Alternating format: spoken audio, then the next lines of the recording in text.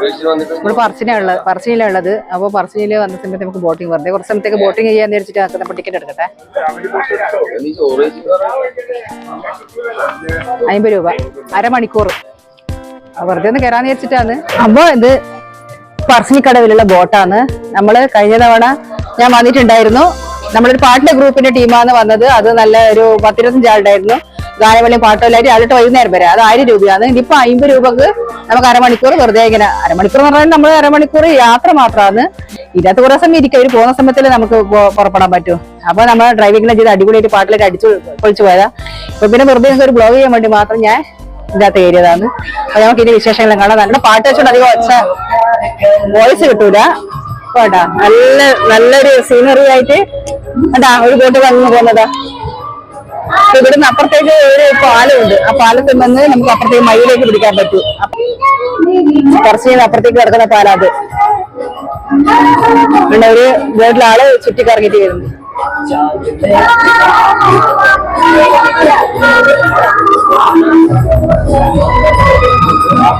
പാലം കണ്ട് ഈ പാലാന്ന് മയിലേക്ക് പോകുന്ന റോഡാണ്. പറശ്ശിനിന്ന് മയിലേക്ക് കിടക്കുന്ന റോഡാണ്. അതിലേക്ക് പോയിട്ട് മയില് കാട്ടാൻ വേണ്ടി കമ്പിലെല്ലാം പോകാൻ പറ്റും.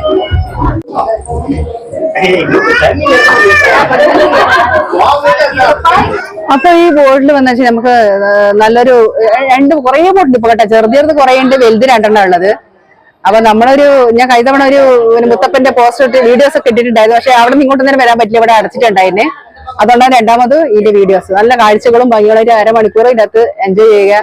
നല്ല രസാ, ഭയങ്കര എക്സ്പീരിയൻസ് ആയിരിക്കും.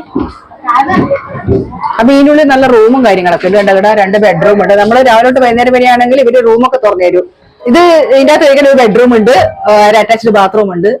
അപ്പൊ നമ്മൾ രാവിലെ വൈകുന്നേരം ഉണ്ടെങ്കിൽ ഇവരെ തുറന്നു വെക്കും. നമുക്ക് എല്ലാം ചെയ്യാം, കിടക്കാൻ പറ്റും. ഫുഡൊക്കെ നല്ല അടിപൊളി ഫുഡാണ് കേട്ടോ. അപ്പൊ ഞാനൊരിക്കൽ വന്നതുകൊണ്ട് നല്ല അതിന്റെ കാര്യങ്ങളൊക്കെ അറിയാം. അപ്പൊ മേലെയുണ്ട് ഇതിന്റെ മേലെ കയറി നോക്കാം. മേലെ നല്ല പാട്ടും ഗാനമേളകളുണ്ടെങ്കിൽ അതിനനുസരിച്ച് സെറ്റ് ഇവർ ഉണ്ടാക്കി തരും.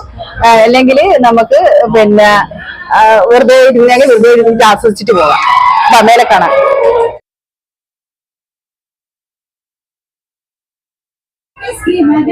ഈ പാലത്ത് ഇതിലൂടെ അപ്പുറം മയിലേക്ക് കിടക്കാം. ഇത് പറശ്ശിനിയിലെ പാലാണ്. മയില് കമ്പി കാട്ടാമ്പള്ളിയുള്ള റോഡ് എത്തുന്ന സ്ഥലമാണ്.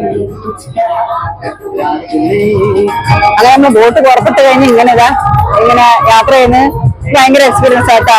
നമ്മള് പണ്ടെല്ലാം നമുക്ക് ഇങ്ങനത്തെ ഒരു അനുഭവം ഉണ്ടായില്ല. പക്ഷെ കടലിലോട്ടാ തോണിയിൽ പോകുമ്പോൾ നമ്മളൊരു എങ്ങനെയാ പോകുന്നതെന്നൊക്കെ വിചാരിക്കും.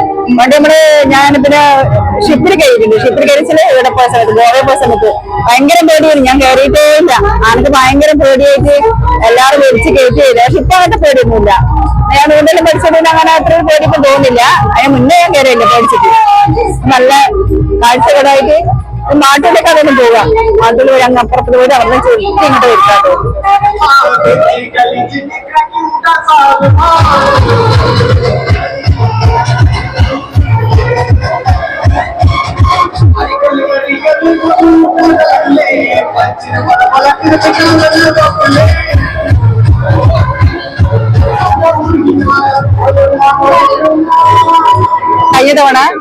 കഴിഞ്ഞ തവണ ഞാൻ കുറച്ച് വീട്ടിൽ പോകുന്ന സമയത്ത് കുറച്ച് അങ്ങനെ കുറെ ഓടിച്ചിരുന്നേ. അതിപ്പോ നടത്തിരിക്കുമ്പോ അവര് ശരിയായ എൻട്രിയിൽ നിർത്താൻ പറ്റിയിട്ടില്ല. ഇപ്പോഴത്തെ ബോട്ടിന്റെ സൈഡിൽ നിർത്തിയിട്ടാണ് അതിനപ്പുറം കിടക്കുന്നത്. അവിടെ ഓടിക്കാൻ പറ്റില്ല. കഴിഞ്ഞ പ്രാവശ്യം ഞാൻ കുറച്ച് കുറെ ഓടിച്ചിട്ടുണ്ടായിരുന്നു.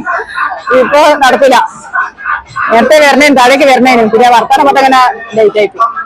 അപ്പൊ എല്ലാരും വരിക, ബോട്ട് യാത്ര ആസ്വദിക്കുക.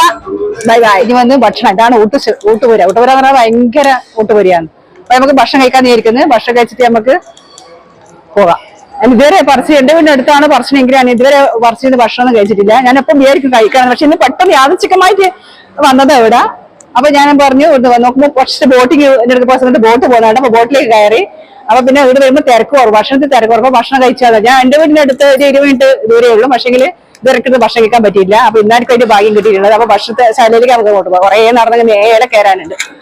അപ്പൊ നമ്മളെ ക്യാമറ ഭക്ഷണം കഴിച്ചിട്ട് വലിയൊരു നിൽക്കുന്നത് എന്റെ കഴിഞ്ഞില്ല, കുറച്ചും കൂടി കഴിക്കാറുണ്ട്. അപ്പൊ പിന്നെ അതാണ് ഊട്ടുപുര, പറശ്ശിനിയിൽ ഊട്ടുപുര. ഞാൻ ആദ്യമൊക്കെ ഊട്ടുപുരയിൽ ഭക്ഷണം കഴിക്കുന്നത്. അപ്പൊ നല്ല രസമുണ്ട് ഭക്ഷണം കഴിക്കാൻ വേണ്ടിയിട്ട്. ഒച്ചപ്പാടുകളൊന്നും കേൾക്കുന്നില്ല. അപ്പൊ ഞാനെന്നുള്ളത് പറശ്ശിനിക്കടവിലാണ്. യാദൃച്ഛികമായി ഞാൻ പറശ്ശിനിൽ എത്തിപ്പോയതാണ്. ഞാൻ മുന്നേ പറശ്ശിന്റെ വ്ളോഗ് ഞാൻ എടുത്തിട്ടുണ്ടായിരുന്നു.